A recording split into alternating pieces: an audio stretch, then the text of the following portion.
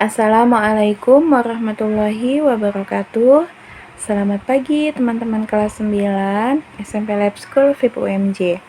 Alhamdulillah pada hari ini Bunda Widya mengucapkan puji dan syukur kepada Allah karena pada hari ini kita semua diberikan nikmat yang luar biasa ya, yaitu nikmat sehat dan nikmat semangat untuk belajar. Oke teman-teman, untuk mapel IPS pada minggu ini kita menggunakan media video pembelajaran. Nah teman-teman, untuk minggu ini juga kita akan masuk ke bab kedua ya, yaitu materinya adalah interaksi antar negara di benua Asia dan juga di benua lainnya. Nah, teman-teman kelas 9, sebelum kita masuk ke dalam materi, mari teman-teman semua kita membuka pembelajaran kita pada hari ini dengan membaca doa sebelum belajar. Kita baca bersama-sama ya. Bismillahirrahmanirrahim. Rabbi zidni ilman warzuqni fahman. Amin. Baik teman-teman semua, kita akan masuk ke dalam materi. Nah, judulnya adalah interaksi antar negara di benua Asia dan benua lainnya. Oke, teman-teman. Interaksi itu berarti kita saling melakukan hubungan, saling melakukan kontak, dan juga kita menjalin ikatan. Lalu bagaimana dan apa sih latar belakang ya terjadinya interaksi antar negara? Nah, apa yang melatar belakanginya? Nah, di sini kita akan membahasnya ya, teman-teman. Ada beberapa faktor yang dapat dan juga mempengaruhi terjadinya interaksi antar negara, khususnya di benua Asia, ya, dan juga di benua-benua lainnya di dunia. Oke, yang pertama yaitu adanya persamaan dalam beberapa aspek nih, teman-teman. Bisa seperti persamaan letak geografis. Nah, contohnya adalah ASEAN, di mana ASEAN ini merupakan organisasi yang dibentuk ya oleh negara-negara yang letaknya itu berada di kawasan Asia Tenggara. Nah, karena dia sama-sama berada di kawasan Asia Tenggara, maka dibentuklah kerjasama, maka terjalinlah interaksi gitu. Kemudian ada juga seperti misalnya persamaan ideologi ya, yaitu NATO. Kemudian juga ada kerjasama tentang persamaan agama, yaitu OKI. Ada juga persamaan sumber daya alam. Organisasinya adalah contohnya itu adalah OPEC. Nah, itu adalah latar belakang yang pertama adalah persamaan. Nah, dalam beberapa aspek.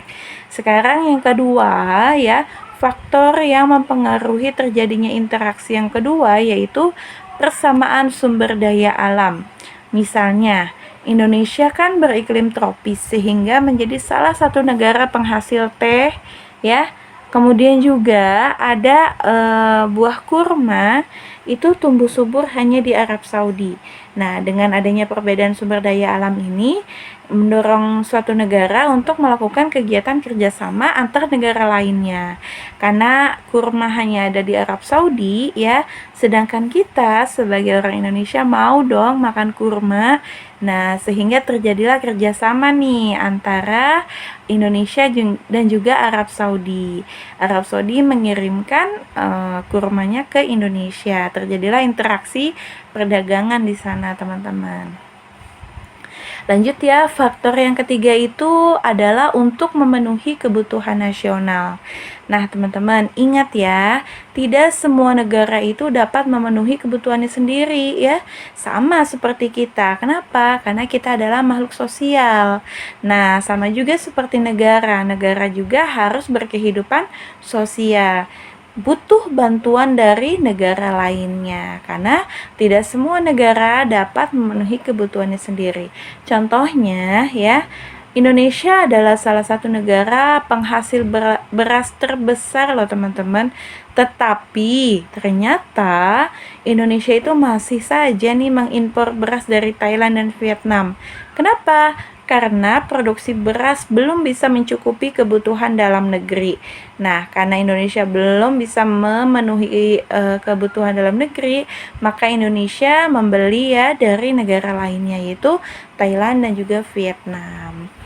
Oke, lanjut faktor yang keempat yang mempengaruhi interaksi antar negara ya, yaitu penguasaan ilmu pengetahuan dan teknologi. Nah, teman-teman, biasanya negara yang lebih menguasai iptek itu akan mampu memproduksi barang dan jasa lebih banyak dan juga lebih bermutu nih, teman-teman. Apa contohnya ya? Contohnya Jepang. Jepang itu banyak sekali memproduksi kendaraan ya, motor dan juga mobil. Nah, kemudian berusaha untuk mengekspornya ke Indonesia. Kita lanjut ya.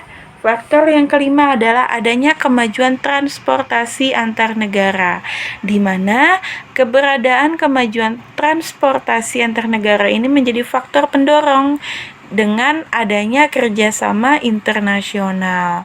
Nah, kemudian juga yang keenam, adanya hubungan diplomatik, di mana perdagangan antar negara tidak akan terjadi apabila negara-negara tersebut tidak memiliki hubungan diplomatik. Oke, sekarang kita akan masuk ke dampaknya, akibatnya, hal yang dihasilkan. Nah, dampak interaksi antar negara di benua Asia dan benua lainnya. Apa saja sih ya hasil yang didapat dengan adanya interaksi, dengan adanya hubungan, dengan adanya ikatan yang terjalin di antar negara. Nah, yang pertama adanya atau munculnya hubungan diplomatik ya, yaitu hubungan persahabatan antar negara. Kemudian juga berjalannya aktivitas perdagangan internasional. Kita bisa mengirim barang kita ke negara lain, kemudian negara lain juga bisa mengirim ke negara kita. Di sana akan terjadi proses jual dan beli. Kemudian yang ketiga adalah lahirnya bentuk-bentuk kerjasama internasional. Nah, ini adalah contoh, yaitu bentuk-bentuk daripada kerjasama. Ada bentuk kerjasama bilateral, yaitu kerjasama antar dua negara yang memiliki kesepakatan untuk mencapai tujuan bersama. Nah, ini ada contohnya ya, teman-teman. Kemudian untuk bentuk kerjasama regional, ya itu contohnya adalah ASEAN, AFTA, APEC, UO, kemudian juga ada lagi Pacific Island Forum. Satu lagi teman-teman untuk bentuk kerjasama ya, yaitu multilateral, di mana contohnya itu adalah IMF, FAO, World Bank, World Trade Organization atau WTO, ada OPEC dan juga ada Colombo Plan. Oke, teman-teman, sampai di sini pembelajaran kita hari ini. Mudah-mudahan teman-teman semua bisa memahaminya. Dan jangan lupa teman-teman juga harus membaca buku paketnya dan juga digarisbawahi hal-hal yang dianggap penting. Oke, untuk video kali ini Bunda cukupkan sampai di sini. Mudah-mudahan teman-teman semua bisa memahaminya. Bunda Widya akhiri. Terima kasih banyak teman-teman. Billahi taufiq wal hidayah. Wassalamualaikum warahmatullahi wabarakatuh.